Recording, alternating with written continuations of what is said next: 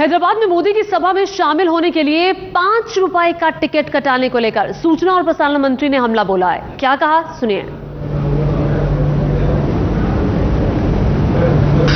Bharatiya Janata party ने अपनी मंशा साफ कर दी है कि अब वो सुनने के ऊपर टैक्स लगाएंगे।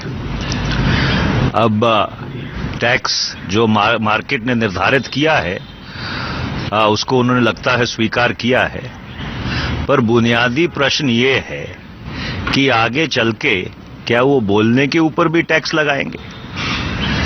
तो ये लोकतंत्र का क्या कमर्शलाइजेशन है कि हम फैसिज्म की तरफ बढ़ रहे हैं? ये एक बहुत बुनियादी सवाल है जिसके ऊपर मुल्क को चिंता करनी चाहिए।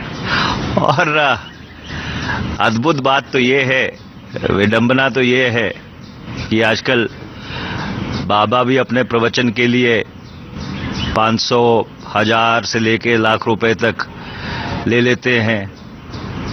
चलचित्र देखने जाओ, उसकी टिकट भी 100 रुपया, जो अच्छे थिएटर है वो 500 भी ले लेते हैं। अब अगर इन्होंने अपनी कीमत 5 रुपए तय की है या निर्धारित की है, शायद जो मार्केट की रियलिटीज हैं उनको संदर्भ में रख के की होगी। वो लोग जिन्होंने देश को बेच खाया है वो केवल पैसे का ही सोच सकते हैं, क्योंकि लोकतंत्र की और व्यवस्था की क्या जिम्मेवारियां हैं वो शायद उनकी समझ से बाहर हैं। और ख़ास तौर पे एक आम आदमी का जीवन जब मुश्किल बना दिया है, जिसका जीना मुश्किल हो गया है इस महंगाई के रहते, ऐसे में कोई सस्ती टिकट और महंगी टिकट की बात करना भी उनकी समझ से शायद विपरीत होगा, क्योंकि जिन लोगों को पैसा खर्च करना पड़ता है लोगों को रैलीज में लाने के लिए, उनकी समझ से बाहर है कि कोई पैसे खर्च करके किसी का भाषण सुनने आ सकता है। तो दरअसल अगले महीने ये नरेंद्र मोदी की रैली है, जिसके लिए बीजेपी ने 5 रुपए का टिकट नरेंद्र मोदी को सुनने के लिए रखा, जिस पर कांग्रेस अब निशाना साध रही है।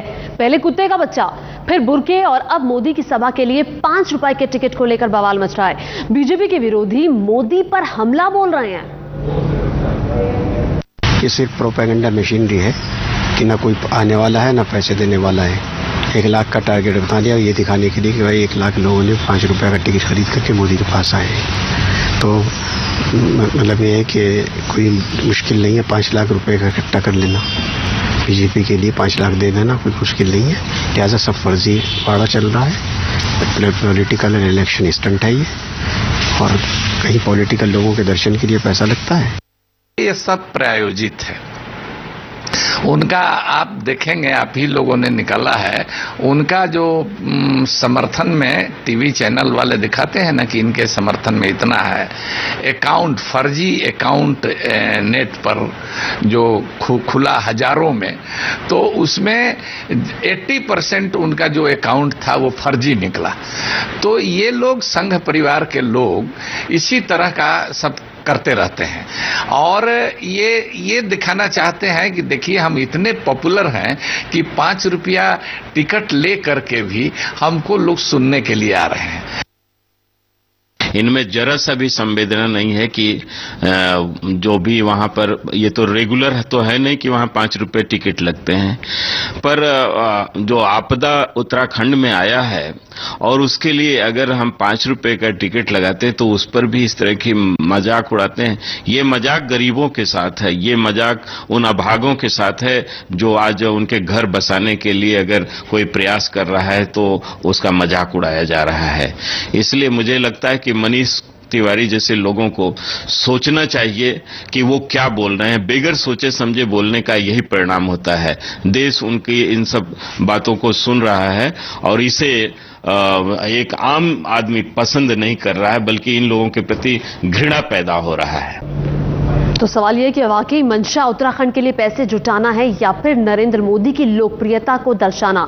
उधर दिग्विजय सिंह ने भी एक कविता के जरिए मोदी पर निशाना साधा है। मोदी पर निशाना साधा है। ट्विटर पर रिटायर्ड IAS अधिकारी अखिलेंदु अरजरिया की कविता पेश की है दिग्विजय सिंह ने। दिग्विजय सिंह ने ट्विटर पर लिखा है कि जानबूझकर दे रहे वो नित नए बयान, ध्रुवीकरण हो देश में, अरमान।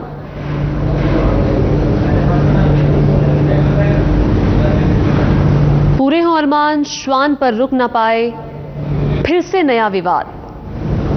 आज बुर्के पर आए,